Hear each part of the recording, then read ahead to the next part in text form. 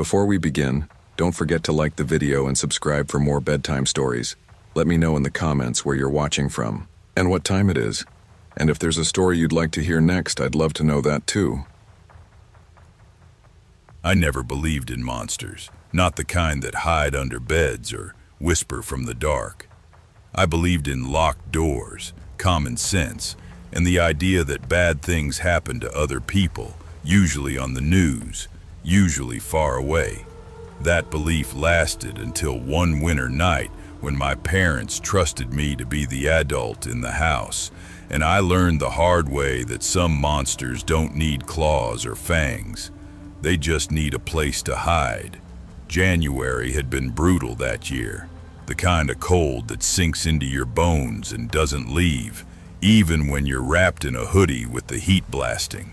We lived in a quiet middle-class neighborhood in Ridgewood Falls, a small town most people only knew because it sat between two highways and absolutely nothing ever happened there. That's what everyone said anyway. Our house was a two-story colonial with thin walls, old floorboards that complained when you walked on them, and a backyard that backed up to a stretch of dead woods. My parents loved the place because it was safe. Good schools, low crime, neighbors who waved but never asked questions. That Friday night, they were headed to a party in Hollow Creek, about 2 hours away. Some work thing, networking, adult stuff. "We won't be back till late," my mom said, tying her scarf in the mirror by the front door. "Probably after 3, my dad grabbed his keys. "You good watching your brother?" I nodded. "Yeah, easy." I was 15, old enough to feel grown, young enough to still be scared of messing up. My little brother Noah was 10, smart kid, quiet, not the prank-pulling type, the kind of kid who still believed adults knew what they were doing. "Pizza money's on the counter," Mom added, "and keep the doors locked." "Always do," I said. They left around 7:30, the door shut, the house settled. That familiar silence took over, broken only by the hum of the heater and the occasional crack from the wood, adjusting to the cold. Noah and I made a night of it. Frozen pizza, extra popcorn. We dragged blankets into the living room and queued up movies. He talked non-stop through the first half, asking questions he already knew the answers to. By 11:30, we finished watching Infinity War. "That ending sucks," Noah muttered, staring at the dark TV screen. "Language," I said, grinning. "Brush your teeth, bed." He groaned but did it anyway. I watched him climb the stairs, pausing halfway to look back. "You're still up?" "Yeah, I'll be up for a bit." "Okay, night. Night, dude." I locked the front door, checked the back slider, and turned off the downstairs lights. Then I put on Logan, something darker, something to keep me awake. The movie ended a little after 2. I was stretching, getting ready to head upstairs, when I heard footsteps. Slow, careful. "Seriously?" I muttered. "Noah?" He stood at the bottom of the stairs, clutching the railing. His face looked wrong, pale, tight, like he'd swallowed something sharp. "What are you doing up?" I asked. He swallowed. "He's in my room." I laughed once, short and tired. "Who?" "The boogeyman." I rolled my eyes. "Dude, you're 10, not 4. "I'm serious," he said. His voice cracked. "He's in my cupboard." That made me pause. Noah didn't joke like that. Ever. "Did you have a nightmare?" He shook his head. "I heard something, like breathing." I looked, and he was there. "Okay," I said gently. "You probably heard the house settling. Old place makes noise." "He talked to me," Noah whispered. My stomach tightened. "What did he say?" Noah looked down at his socks. "He said he wanted to touch me." Something cold crawled up my spine. "Stay here," I said. "No," he grabbed my sleeve. "Please don't make me stay alone." I took a breath, forcing calm. "I'm right here." We went upstairs together. His room smelled like clean laundry and that cheap vanilla candle Mom never let him light. The door was cracked open. I reached for the light switch. "Wait," Noah whispered. "He doesn't like the light." That sent a jolt of fear through me, but I flipped it on anyway. The room looked normal. Bed, desk, posters. The cupboard door stood closed, its white paint chipped near the handle. I stepped closer. See? Nothing. I swear, Noah said. He's there. I put my hand on the handle. Hey, I said, forcing a laugh. If someone's hiding in here, you picked the wrong house. I opened the door. For half a second, my brain refused to process what I was seeing. Then it did. There was a man crouched inside the cupboard. Tall, scruffy, long black hair hanging in greasy strands over his face. His eyes were wide, too bright in the overhead light. He smelled like sweat and dirt and something sour. He looked at me and smiled. Everything after that felt unreal. I don't remember deciding to hit him. I just did. I slammed my fist forward, catching him under the jaw. He fell back, choking, scrambling to get up. I kicked the cupboard door into his legs, sending him crashing to the floor. Noah screamed. "Run!" I yelled. "Bathroom now!" The man tried to grab my ankle. I kicked him away, adrenaline burning through me like fire. We bolted into the bathroom and locked the door. Noah was shaking so hard I could feel it through his hoodie. I grabbed my phone with trembling hands and dialed 911. "There's a man in my house," I said, my voice barely steady. "He was in my brother's room. Please, please hurry." The operator kept me talking, asked questions, told us to stay locked in. I called my parents next. My mom answered on the first ring. "What's wrong?" "There's someone in the house," I said. "A grown man. He was hiding in Noah's cupboard." She screamed. My dad took the phone. "Police are on the way," he said. "Stay put. Don't open the door." We listened. Footsteps, a door slamming. Silence. 10 minutes felt like hours. When the cops arrived, blue lights flashed through the bathroom window. We came out slowly, hands shaking. They searched the house. He was gone. An officer stayed until sunrise, took our statements, promised they'd find him. A week later, they did. He'd broken into another house 2 towns over. This time he didn't run. He was arrested for assault, kidnapping, and worse things I won't repeat. The news said he'd been doing it for years, slipping into homes, hiding in cupboards, closets, anywhere dark enough. If Noah hadn't come downstairs. I don't let myself finish that thought. I still check cupboards every night, even now, because monsters don't disappear when the lights come on. They just wait. The police didn't let us sleep that night. After sunrise, the house felt different, too quiet, like it was holding its breath. Every shadow looked deeper. Every creak of the floorboards sounded deliberate. The officer sitting at our kitchen table kept his coffee untouched, eyes scanning the windows like he expected the guy to come back. Noah sat wrapped in a blanket, staring at nothing. "You did good," the officer said to me. "You saved your brother." I nodded, but my hands wouldn't stop shaking. Around 9, my parents burst through the front door. My mom ran straight to Noah, dropping to her knees, hugging him so tight he winced. My dad stood in the doorway, face gray, staring past us like he could still see the cupboard. "I should have stayed," he muttered. "No," I said quickly. "You couldn't have known." But deep down, none of us believed that. The detectives came later that afternoon. They took photos, measured footprints near the back door, found scratch marks on the cupboard's inner frame, deep grooves where fingernails had scraped wood. "That means he'd been in there a while," one detective said quietly to his partner. That sentence haunted me. I replayed the night over and over in my head. Every moment we'd been laughing, eating popcorn, watching movies, while a grown man hid upstairs, listening, waiting. The detective asked Noah to describe what the man said. Noah's voice shook as he spoke. He whispered like he didn't want to wake you. He said if I screamed, he'd hurt you. The room went silent. My dad clenched his fist so hard his knuckles went white. School was impossible after that. Word spread fast. Small town, big mouths. People stared. Some teachers pulled me aside, telling me how brave I was. Others looked uncomfortable, like my presence reminded them of something they didn't want to imagine. Noah stopped sleeping alone. He slept on the couch, or in my parents' room, or on the floor next to my bed. Every night he asked the same question. "Did you lock the cupboards?" I checked every one, twice, sometimes 3 times. A week later, the call came. They'd caught him. He'd been spotted by a neighbor trying to climb through a basement window in Ashford Ridge, about 40 minutes away. The homeowner had a dog. The guy ran, tripped, fell.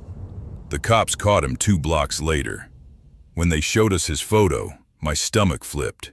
Same greasy hair, same eyes, same smile. The detective told us everything, maybe too much.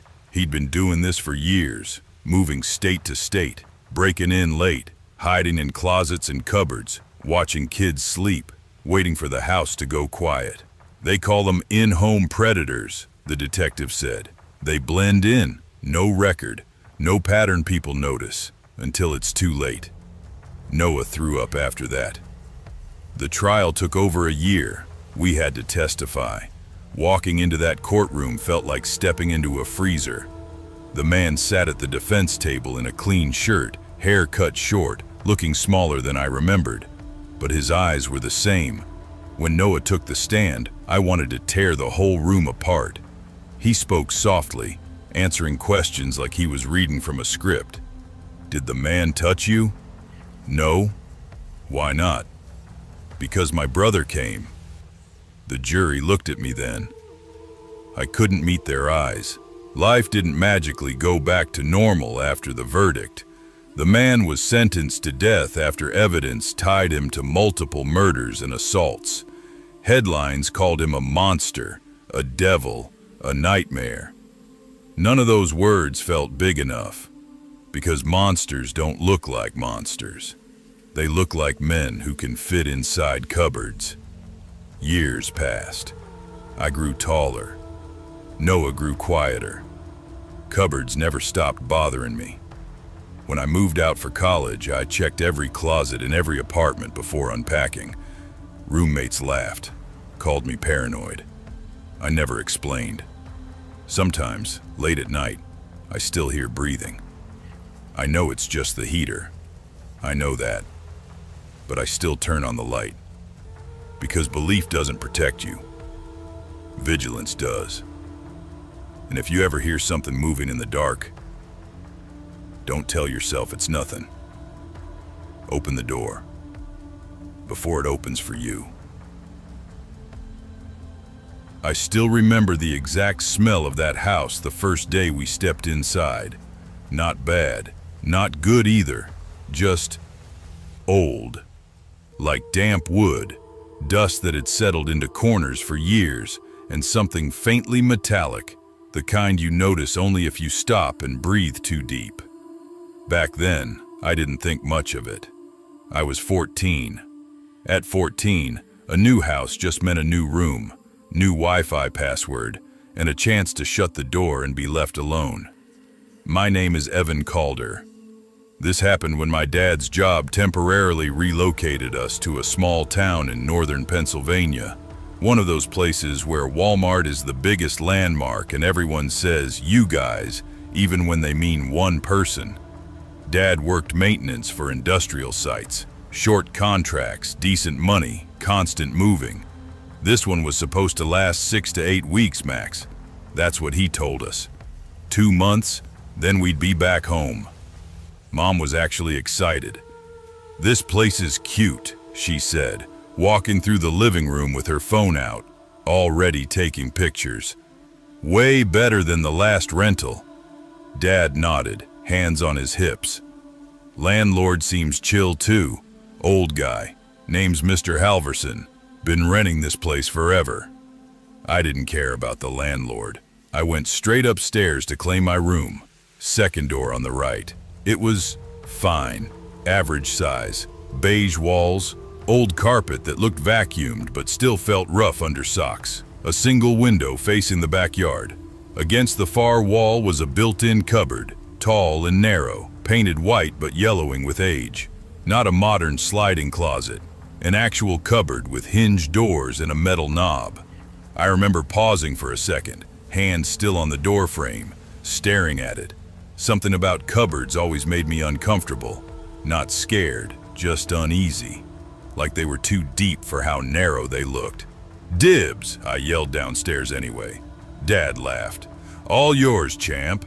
We spent the entire day unpacking, boxes, sweat, arguments about where things should go, normal moving day chaos. By evening, my bed was set up, my desk pushed against the wall, my computer plugged in. The cupboard held my clothes, stacked and hanging, nothing unusual. By the time night hit, I was exhausted. Mom knocked on my door around 10. "You good?" she asked. "Yeah," I said, already half dead on the bed. "First day always hits hard," she smiled. "Light's right here if you need it." "I'm good." She left the door slightly open. Hallway light spilled in. I turned onto my side, facing away from the cupboard, and fell asleep almost immediately. I woke up because of a sound. Not loud, not sudden, just wrong. A soft creak, like wood shifting under pressure. At first, I thought it was the house settling. Old houses do that. Dad had told me 100 times. But then it happened again. Slow, deliberate, creak. My eyes opened, but my body didn't move. I don't know why. Instinct, maybe. The room was dark, except for the faint glow from the hallway. Shadows stretched across the floor. My heart started beating faster. Not panic fast, just enough to notice. The sound came again. From behind me. From the cupboard. I swallowed. "Don't turn around," my brain said. "Just don't." But curiosity is stronger than fear when you're young. I rolled my head just enough to look. The cupboard door was slightly open. I was sure, absolutely sure, that I had closed it earlier. I always did. Open cupboards bothered me. But there it was, cracked open maybe an inch. And inside that inch, an eye, not blinking, not moving, just watching. It didn't look human. Too wide, too still. The white of it almost glowed against the darkness behind it. Every hair on my arm stood up. I couldn't breathe. For a split second, my brain tried to explain it. Reflection, shadow, imagination. But the longer I looked, the more wrong it felt. Then the eye shifted. It followed me. I screamed. I don't remember jumping out of bed, but suddenly I was running, barefoot, heart pounding, lungs burning, down the hallway. "Dad!" I yelled. "Dad!" Lights flicked on. Doors opened. Mom grabbed me first. "Evan!" "What happened?" There was someone." I couldn't even finish the sentence. Dad was already moving past us, heading straight for my room. "Stay here," he said, calm but firm. We followed anyway. He flipped on the light and went straight to the cupboard. "See?" I said, pointing, voice shaking. "It was right there." Dad yanked the cupboard open. Clothes, boxes, nothing else. He checked behind the door, inside the corners, even reached his hand all the way to the back. Nothing. Mom looked at me with that expression parents get when they're worried, but trying not to show it. "Evan," Dad said gently, "you probably had a nightmare." "I was awake," I insisted. "I swear I was awake," he sighed. "Moving day, new place, stress messes with your head." Mom hugged me tighter. "It's okay, you're safe." They stayed with me until my breathing slowed. Dad even checked under the bed, the window locks, everything. Before leaving, Mom paused at the door. "I'll leave it open a little," she said. "Let some light in." The door clicked softly as they walked away. I stared at the cupboard until my eyes burned. Eventually, exhaustion won. But before I closed my eyes, I did something I'd never done before. I grabbed my phone, I propped it up on my desk, angled directly at the cupboard, hit record.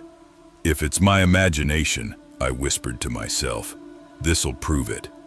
The red light blinked, watching, like a third eye.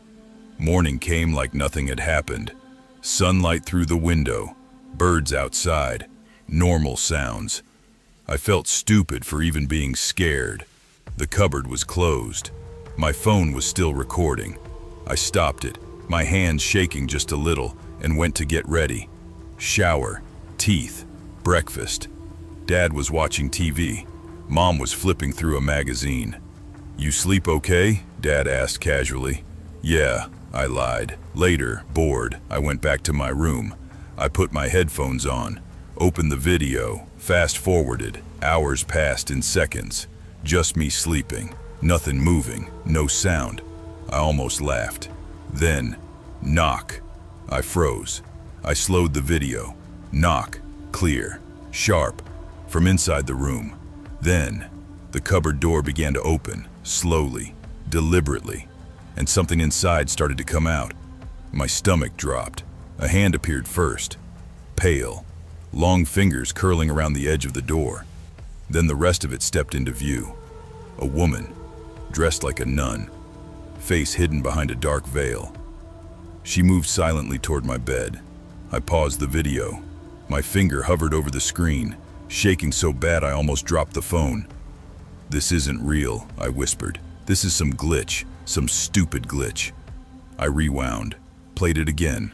Same thing. The knock, the cupboard door opening, the hand.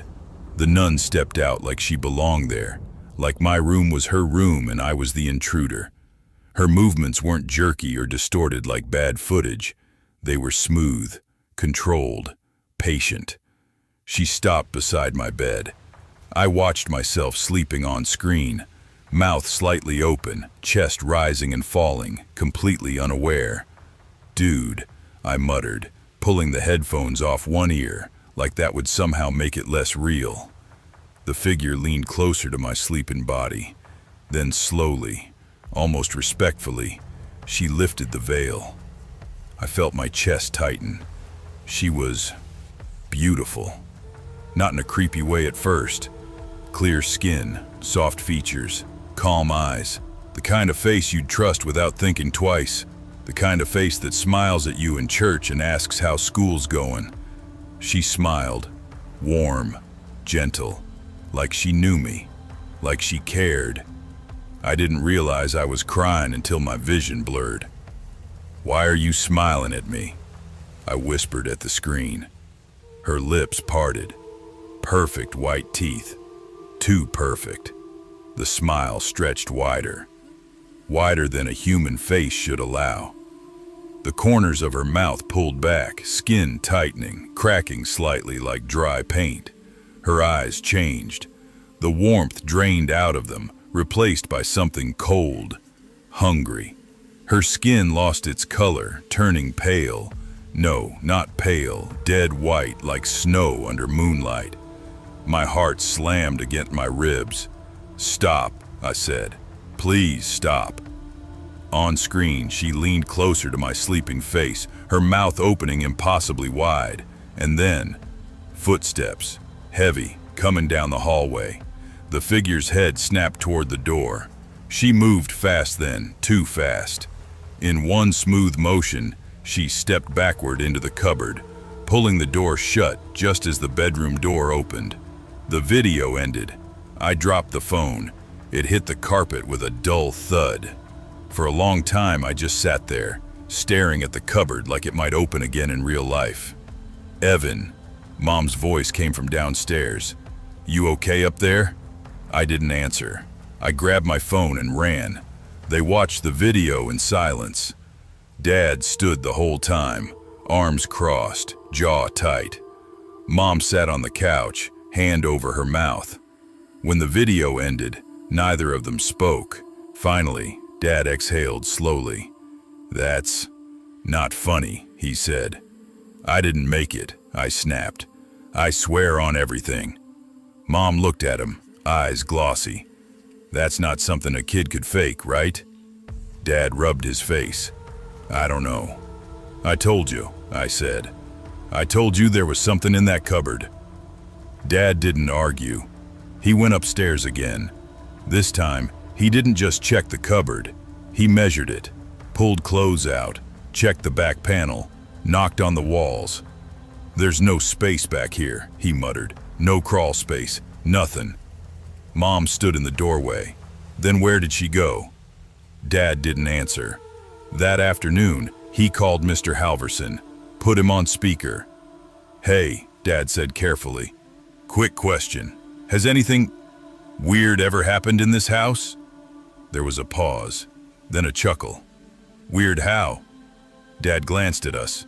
"Previous tenants, complaints, anything like that?" Silence. Then the landlord sighed. "You're not the first to ask," he said. "People get spooked in old houses, drafts, noises, shadows." "What about the cupboard?" I blurted. Another pause. Longer this time. "That cupboard was there when I bought the place," Halverson said. "Never gave it much thought." Mom's voice shook. "Has anyone died in that house?" "Everyone dies somewhere," he replied flatly. Dad ended the call. We didn't talk about it. We didn't need to. By evening, boxes were being repacked. "We're leaving," Dad said. "Tonight." Mom didn't argue. Neither did I. As I carried my last bag down the stairs, I glanced back at my room. The cupboard door was open, just a crack. We stayed at a motel that night. None of us slept. The next morning, Dad went back alone to return the keys. He came back pale. "He didn't believe me," Dad said quietly. "Said the video was staged. Told me not to spread stories." "What about the house?" I asked. Dad hesitated. "He said the last tenant moved out overnight too. It's been a year. I don't sleep with cupboards in my room anymore. I don't sleep with doors closed. And sometimes, when everything is quiet, I hear a soft knock from inside the dark. That's what adults always believe. That distance is enough. Change the location, change the air, and whatever scared you will stay behind like dust on old furniture." They're wrong. The motel room smelled like cheap detergent and burned coffee, the kind of place where the carpet sticks slightly to your shoes. Dad slept sitting up in a chair, TV on low volume. Mom pretended to sleep, but I could tell by the way her breathing never settled. I didn't sleep at all. Every time I closed my eyes, I saw that smile. Not the wide one, the first one, the kind that makes you feel chosen. We moved again within 3 days. Another rental, another town, another temporary fix. Dad avoided talking about it, but I caught him Googling things late at night. Old forums, archived local newspapers, phrases like religious deaths, missing tenants, nun apparition. Mom told relatives I was having anxiety. I stopped correcting her. What I never told them, what I couldn't bring myself to say, was that the video didn't end where I showed them. I had trimmed it. There was 47 seconds I kept to myself. 2 weeks after we moved, curiosity won. I locked my bedroom door, put my headphones in, and opened the original file. Hands shaking. The screen showed the moment the cupboard door closed. Silence. Then, movement. The cupboard door opened again. Slowly. But this time, the camera angle had shifted just enough to show inside. There was no back wall, just darkness, endless. And from that darkness, her face appeared, closer to the camera than before, eyes locked directly onto the lens, onto me. Her mouth didn't move, but I heard her anyway, not through the speakers, inside my head. "You saw me." I slammed the phone down and screamed. Dad burst into the room. "Evan, what's wrong?" I couldn't speak. I just shook. That night, the knocking came back. Not from a cupboard. From the wall beside my bed. 3 soft taps. Like fingernails. Mom heard it too. We all did. Dad finally broke. He drove back to Pennsylvania alone. Didn't tell us until after. "I needed answers," he said, eyes hollow. I went to the town records office. The house had a history, long before Mr. Halverson. In the 1950s, it had been rented to a private religious group. No official church, just believers. They practiced isolation, silence, penance. One woman lived in that room. Her name was Sister Elowyn Pike. She wasn't a nun. She just dressed like one. They found her dead inside the cupboard. Starved. Door nailed shut from the outside. The official report said ritual confinement. The cupboard was never removed. Just repainted. Just reused.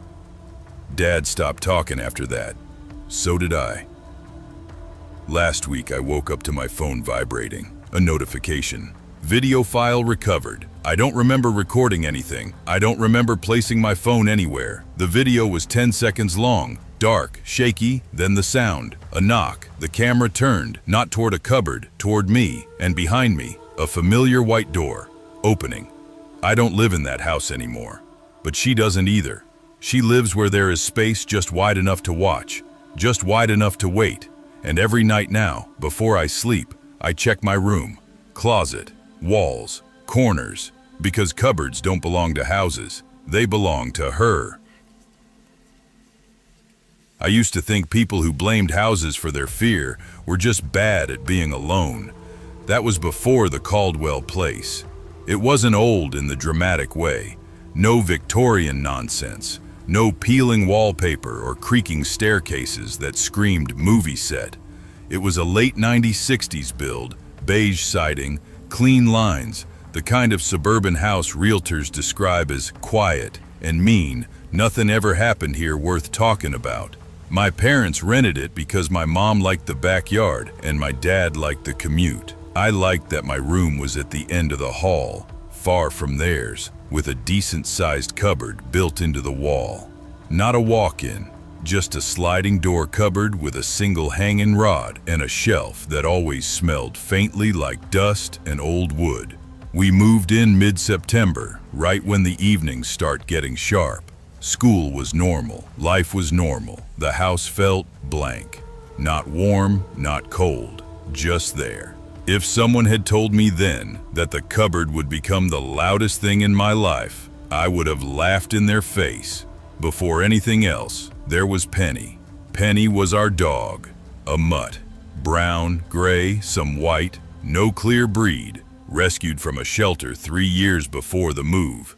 She slept in my room every night, curled into a tight ball near my bed, like she was guarding it. She had one habit I never liked, staring. She would lock her eyes on corners of rooms and just hold them there. But Penny was old, slowing down, arthritic.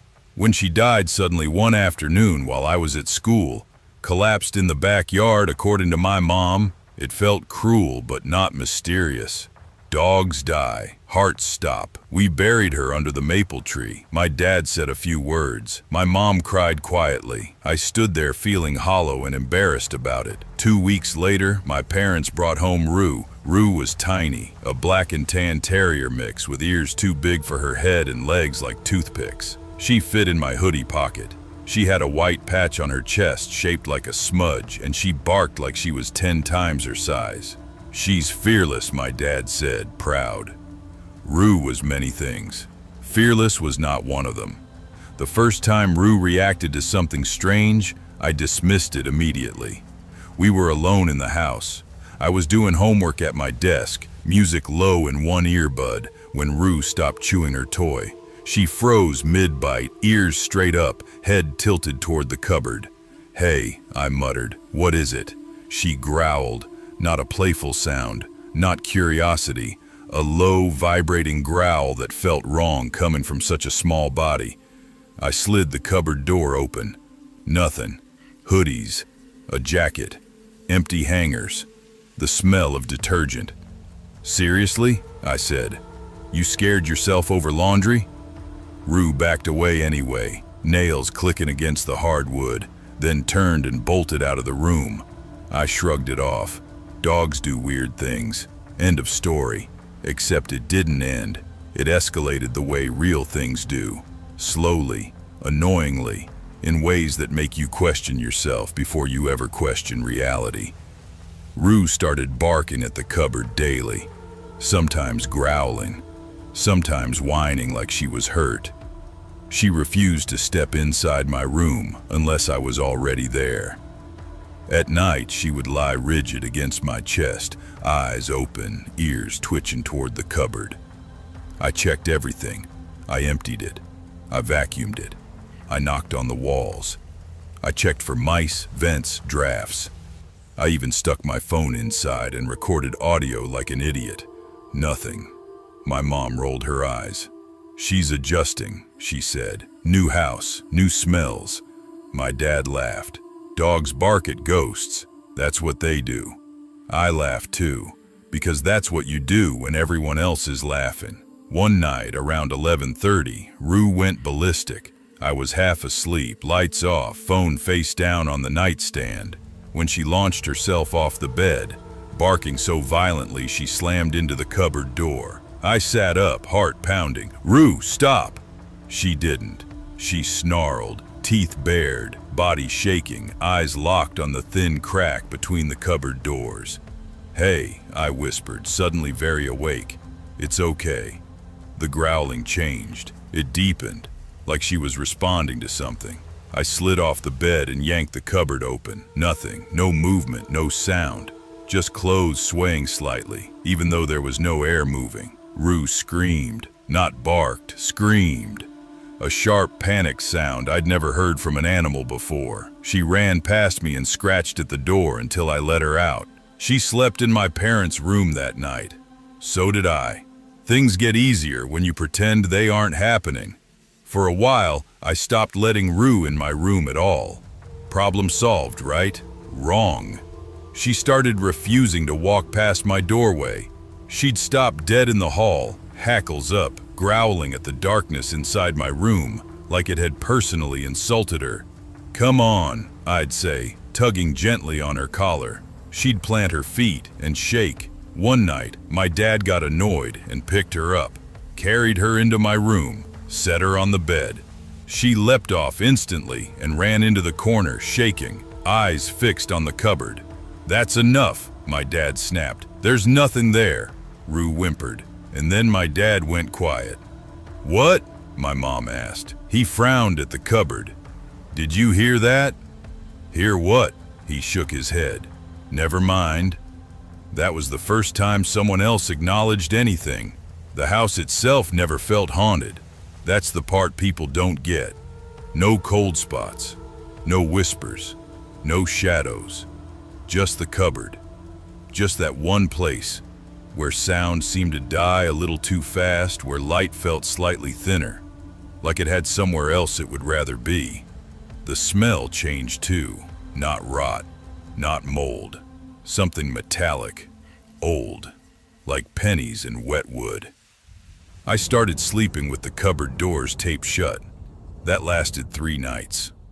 On the 4th night, I woke up to the sound of fabric sliding, slowly, like fingers moving hangers aside. I lay there, frozen, listening, heart beating so hard it felt loud enough to give me away. Rue growled from the hallway. Then the cupboard doors rattled, just once. Enough. I ran. The breaking point came at 3:12 a.m. I know the time because I stared at it on my phone while my body refused to move. I was half asleep. Rue curled against my stomach when she suddenly stiffened. Her ears snapped upright. She didn't bark. She stared, straight at the cupboard. Her collar was on the dresser. I knew that because I'd taken it off earlier. The jingling sound that followed made no sense. Soft, rhythmic, tag against metal, footsteps. They crossed the room, stopped at the edge of the rug. My mom's voice came faintly through the wall. "Where's the dog?" My mouth went dry. I whispered, "She's with me." But Rue was trembling so hard she shook the bed. The footsteps didn't move. My mom sat up. "No, she isn't." The cupboard creaked. I screamed. Lights came on, doors slammed. My dad ran down the hall. The room was empty. Rue was in her bed, across the hall. No collar, no tags. She looked at me like I had betrayed her. We didn't stay much longer. My parents never admitted what happened. They said it was stress, sleepwalking, grief, coincidence. But the day we packed, I opened the cupboard one last time. Scratched into the back wall, hidden behind the shelf, were marks. Not words, not symbols, just deep, uneven lines, like something had been counting or waiting. We moved out 2 weeks later. Rue never barked at another cupboard again, but she still refuses to sleep in closets. So do I. I never believed in haunted houses, not the way people on the internet describe them, with floating objects, demonic voices, or dramatic possessions.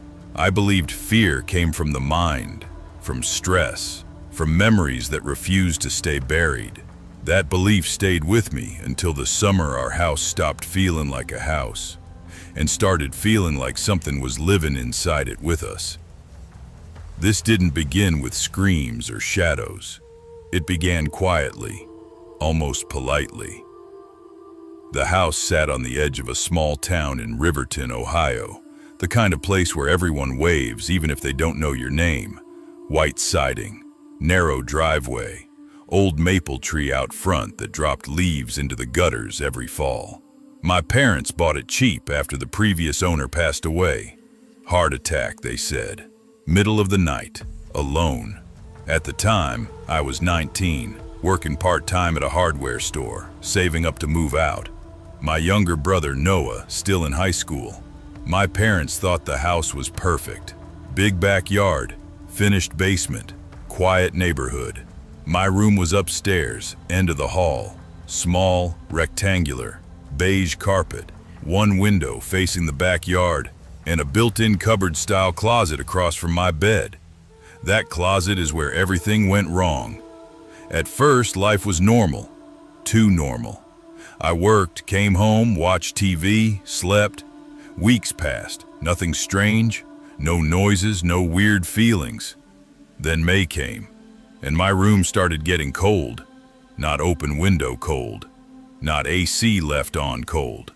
The kind of cold that crawls up your skin and settles into your bones, which didn't make sense because our air conditioner had broken earlier that month. The rest of the house felt stuffy. My room felt like a freezer. My mom noticed first. "Why is your room like an icebox?" she asked one afternoon, standing in my doorway. "I don't know," I said. "Feels normal to me." She frowned. "It ain't right. We'll check the vents." They checked everything. Nothing wrong. A few days later, something else changed. The room started feeling wrong. It's hard to explain unless you felt it yourself. The air felt thick, heavy, like walking into a room after a fight you weren't part of. Friends didn't like going inside. My cousin visited one weekend, stepped in, and immediately backed out. "Nope," he muttered. "What?" I asked. "That room's bad vibes, man." I laughed it off, but the comment stuck with me. At night I started seeing things. Shadows. Not the normal kind cast by headlights or tree branches. These moved, slow, stretching across my ceiling like silhouettes of people dancing just out of focus. When I blinked, they didn't disappear. I told myself I was tired, overworked, imagination running wild. Then the sound started, low, deep, like someone breathing through clenched teeth, coming from the cupboard. One night, around 2 a.m., I sat up in bed, heart pounding. "Hello?" I whispered. The growl stopped. Silence. I didn't sleep much after that. My bed was right next to the closet, so I rearranged my room, dragged the bed as far away as possible, pushed my desk against the closet doors like it might help. I didn't tell anyone. Not my parents. Not my brother. I was afraid they'd laugh. The first person to say something wasn't even family. My brother's girlfriend, Tara, came over one afternoon while I was at work. When I got home, she was sitting stiffly on the couch, hands clasped tight. She looked at me and said, "Can I ask you something weird?" "Sure." "There's something in your room." My stomach dropped. "What do you mean?" She hesitated. "I don't know. I felt it when I walked past, like someone watching me." Later that evening, she pulled me aside. "I think it's your grandfather," she said quietly. I felt sick. My grandfather, on my dad's side, was not a good man. He abused me when I was a kid, physically, emotionally. He died years ago, and I cut off that entire side of the family because of him. That's not funny, I said, my voice shaking. I'm not joking, she replied. I saw him, standing near the closet. That night, I locked my door. The activity escalated fast after that. I started waking up to whispers. Couldn't understand the words, but I knew they were meant for me. Scratching sounds appeared on the walls. When I turned on the lights, nothing was there. Photos in my room began changing. At first, I thought it was dust. Then I noticed the scratches, deep lines carved across my face in framed pictures, across Noah's face too. I showed my mom. That's not possible, she said, pale. These were fine last week. One night in late August, everything snapped. I was lying in bed, staring at the ceiling, when I felt it. A hand, cold, strong, wrapped around my ankle. I screamed as my blankets flew off the bed, landing against the wall. The hand yanked me hard, pulling me off the mattress. I hit the floor, gasping, frozen in terror. Then it happened again. I didn't think. I ran, barefoot, shaking, grabbed my keys, got into my car, and drove straight to Pastor Reynolds' house. He opened the door, eyes wide as I poured everything out. We need to bless that house, he said. Now. We did. Prayers, holy water, every room. The activity stopped. For years. Until this year, when the cupboard started creaking again, and I realized whatever was in that closet never truly left. I never believed the fear of a closet truly leaves you.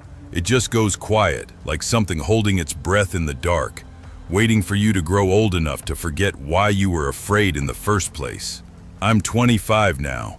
I have my own place, a steady job, bills stacked on the kitchen counter, and a life that looks normal from the outside.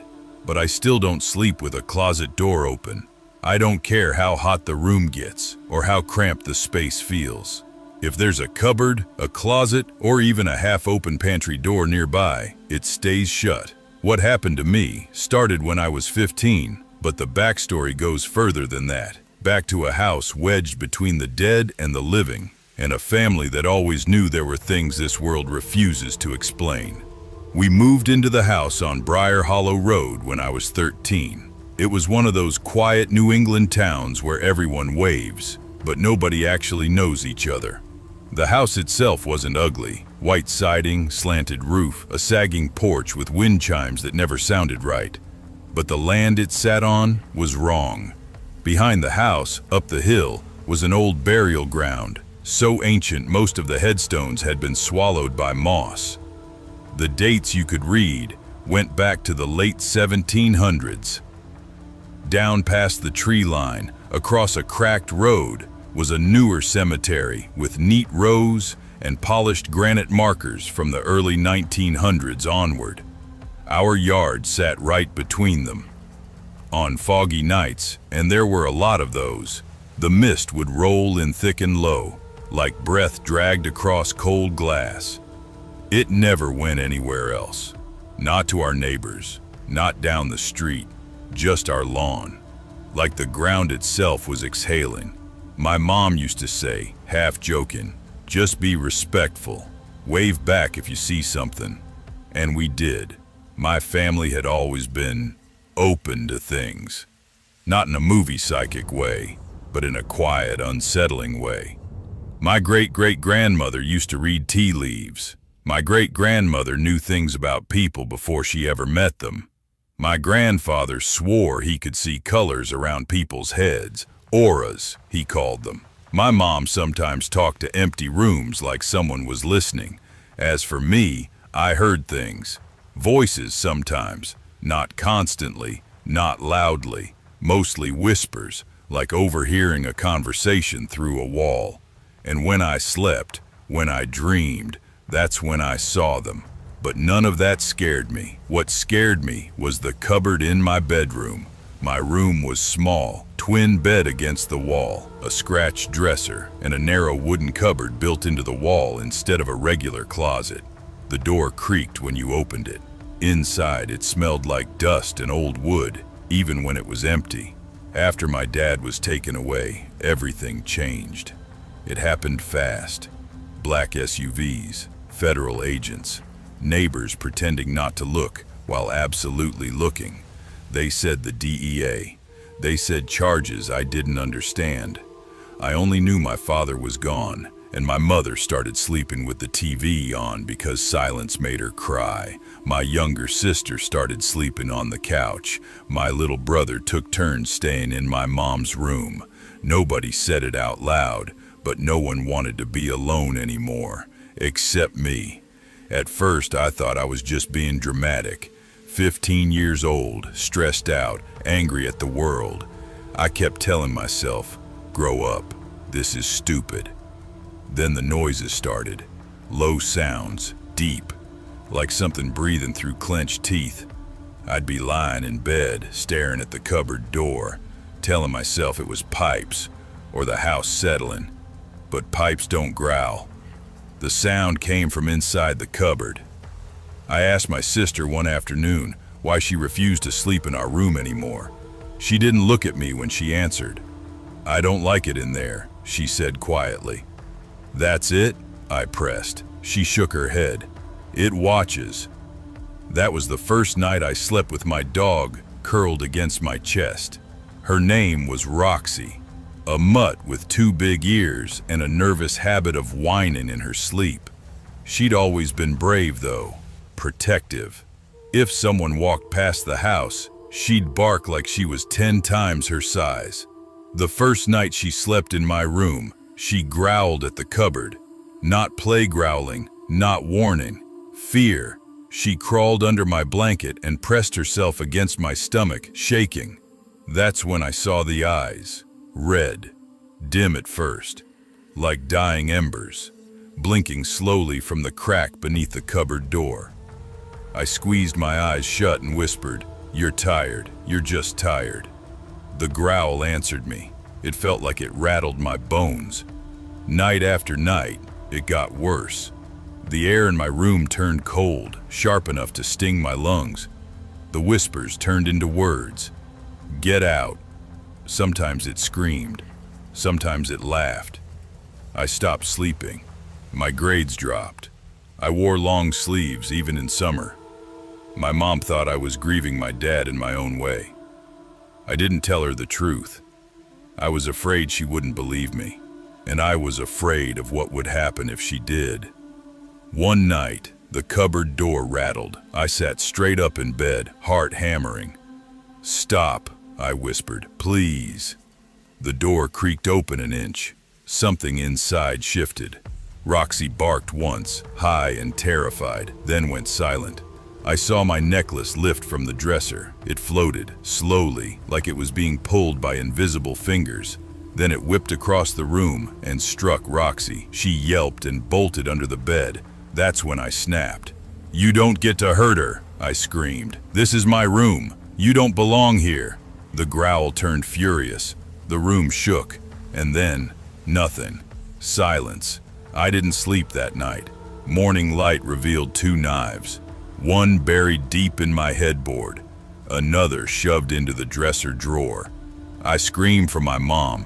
She yelled at me for breaking the rule, no sharp objects in my room, until I swore on everything I loved that I hadn't put them there. Her face drained of color. She smudged the room that afternoon. Smoke filled the space. Prayers whispered under her breath. Things stopped for about a month. Then the cupboard started breathing again. This time, I didn't wait. My aunt came. She blessed the room, spoke words I didn't understand. The air felt lighter afterward, but I never went back. I moved across the hall. The cupboard door in my old room stayed shut. Sometimes, when I visit, I swear I hear something moving inside, waiting.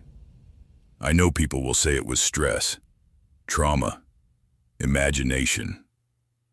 That's fine.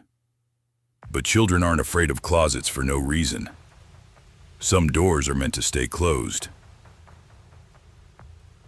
I used to think fear was something kids made up when the lights went out too early. I grew up in a regular American house. Nothing fancy, nothing old enough to deserve rumors.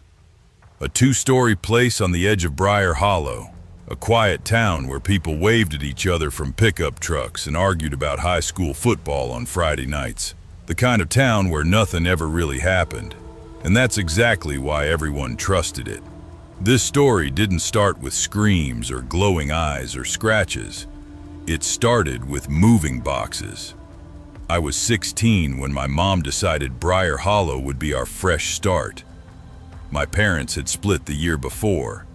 Nothing dramatic, no cheating, no shouting matches the neighbors could hear, just 2 tired adults who stopped talking and started passing each other like strangers. My mom wanted distance, new walls, new routines. The house on Maple Ridge Drive was cheap, clean, and empty. That should have been my first warning. The real estate agent, a guy named Tom Wilkins, kept saying things like, "Real solid bones on this place," and "Family lived here a long time." But every time my mom asked why it had been vacant for almost a year, he cleared his throat and changed the subject. I didn't care. I got my own room for the first time in my life. That room had a cupboard, not a modern sliding door closet, an old built-in wooden cupboard with a thick frame and a door that shut too tightly. The kind you had to pull hard to open, like it didn't want to be disturbed. I remember running my fingers over the handle and joking, "Guess this is where the monsters live?" My mom smiled, distracted. "Just don't slam it. Old wood." We laughed. That laugh didn't last long. The first night in the house was quiet. Too quiet. No traffic noise, no dogs barking. Just the hum of the fridge and the occasional creak as the house settled into the cold. I went to bed around midnight. School was starting soon, and my mom wanted us on a schedule. I lay there scrolling my phone, half listening to the wind outside. Then I heard it. A soft sound. Not loud enough to scare me, just enough to notice. Scratch. Scratch. I sat up in bed. The sound came from inside the cupboard. I remember whispering, "Mom?" No answer. The scratching stopped. I waited, heart thumping, feeling stupid for being scared of an empty cupboard. After a minute, I lay back down and told myself it was mice, or pipes, or the house settling, like adults always say. I fell asleep eventually. That was the last normal night I had in that room. It gets personal. The scratching came back the next night. This time it wasn't random, it was slow, intentional. Scratch, scratch, scratch, like fingernails dragging across wood. I grabbed my phone and turned on the flashlight, aiming it at the cupboard door. The beam shook in my hand. "Stop," I said quietly, feeling ridiculous even as the word left my mouth. The scratching stopped immediately. That's when my stomach dropped, because random noises don't respond to commands. I didn't open the cupboard. I didn't get out of bed. I just lay there until my eyes burned and the sun came up. In the morning, I checked the door. Nothing. No marks, no cracks, no sign of anything at all. My mom brushed it off. "Old houses make noise, sweetheart." I wanted to believe her, but the cupboard didn't make noise in the day. Only at night. Only when I was alone. By the 4th night, I was recording audio on my phone. By the 6th, I wasn't sleeping. The scratches got louder, faster. Sometimes they paused, like whatever was inside was listening. One night it spoke. Not words, just a low, wet sound, like breath pushing through a throat that wasn't built for it. I pressed my pillow over my ears and whispered, "Please." The scratching stopped. Again. I started sleeping with the light on. When that didn't help, I slept on the couch. My mom noticed the bags under my eyes and finally agreed to check the cupboard. She opened it in the middle of the day, empty. No animals, no holes, no smell. But when I pointed to the inside of the door, she went quiet. There were marks, thin, shallow lines scratched into the wood. Not deep enough to splinter, but deliberate, organized, almost like writing. "What does it say?" I asked. My mom swallowed. "It doesn't say anything," but her voice said otherwise. When others hear it, the worst part wasn't the scratching. It was when other people started hearing it too. My cousin Evan stayed over one weekend. We were playing video games when the cupboard door rattled. "What the hell was that?" he asked. I froze. He heard it. That night, Evan refused to sleep in my room. No offense, but your closet's messed up. Even my mom heard it once. She stood outside my door, hand on the knob, listening. I could hear her breathing. The scratching didn't stop. She didn't open the door. The next day, she called a contractor. The hole. They found it behind the cupboard, a space that shouldn't have existed. The contractor frowned, shining his flashlight into the darkness. "This ain't right," he muttered. The hole was narrow at first, then widened into something deeper. Too deep for a house that sat on solid ground.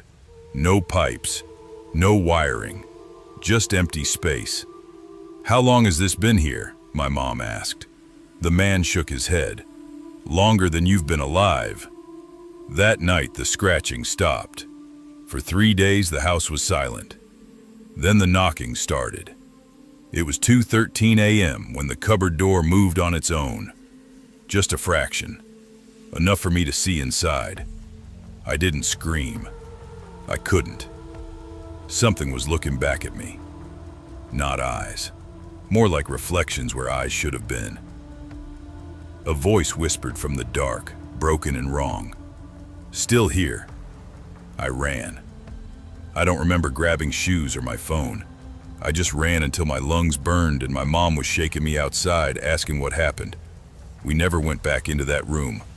The house was sold within a month. They sealed the cupboard, filled the hole with concrete, pretended it never existed. But sometimes, when I'm alone at night, I hear scratching.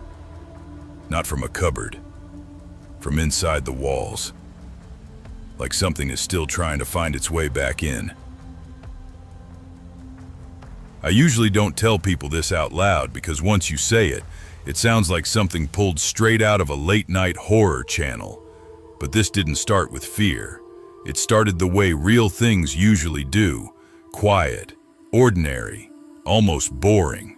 Before the noises, before the cupboard, before everything went wrong. When we moved into the house on Briarwood Lane, it felt like a win. My dad kept saying, "We finally caught a break."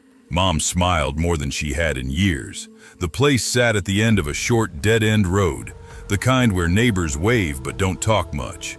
Lawns trimmed, American flags on porches, mailboxes shaped like little barns. Safe, normal. I was 9 back then. My name is Evelyn Brooks, but everyone called me Evie, only child. My parents, Thomas and Renee Brooks, worked non-stop, so bedtime was our thing. No phones, no TV, just them, me, and the same routine every night. Mom would smooth my hair and say, "Okay, Bug, you know the rules. Lights out in 10. Dad would lean against the door frame and add, "And don't try any funny business. We've got eyes everywhere." I'd laugh because I believed him. My room was small but bright. White walls, hand-painted stars, a cheap bookshelf bowing under the weight of goosebumps and old-school trophies. The cupboard stood opposite my bed, built into the wall. Not a walk-in closet, just a tall wooden door with a brass knob that always felt cold. Even in summer, the cupboard didn't bother me at first. That came later.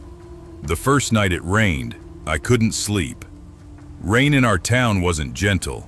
It slammed the roof, clogged gutters, made tree branches scrape against siding like fingernails. I lay awake counting the drops hitting my window, the way kids do when they're trying too hard not to think. That's when I heard it. A soft click. Not loud, not scary. Just wrong. I sat up in bed and whispered, "Dad." Nothing. The cupboard door was closed. I told myself it was the house settling. Old houses made noises. That's what adults always said. I rolled over and forced my eyes shut. Another sound followed. A slow, shallow creak, like weight shifting. My heart started racing, but I didn't scream. I didn't cry. I was proud of that later. How calm I tried to be. I pulled my blanket up to my chin and waited. Nothing else happened. The next morning, sunlight poured into my room like nothing had ever been wrong. Mom made pancakes. Dad whistled while tying his boots. I almost told them. Almost. By the third night, the cupboard was opening. Not all the way, just a few inches. Enough to notice. I remember sitting cross-legged on my bed, staring at that thin black line between the door and the frame. The air around it felt colder, heavier. I whispered, "Stop it." The door didn't move. That's when I ran to my parents' room. Dad stumbled out half asleep, rubbing his face. "Evie, what's going on?" "There's something wrong with my cupboard," I said. My voice shook despite my effort. Mom followed, already tense. "What do you mean wrong?" "It keeps opening." They checked everything. Hinges, latch, floorboards. Dad laughed it off. "Old wood, kiddo. Expands, contracts. Happens all the time." Mom tucked me back in and kissed my forehead. "You're safe. We're right down the hall." I believed them. I really did. The problem was, the cupboard didn't stop. Every night, a little more. Every night, a little louder. Sometimes I'd hear something inside. Not footsteps, more like fabric brushing against wood.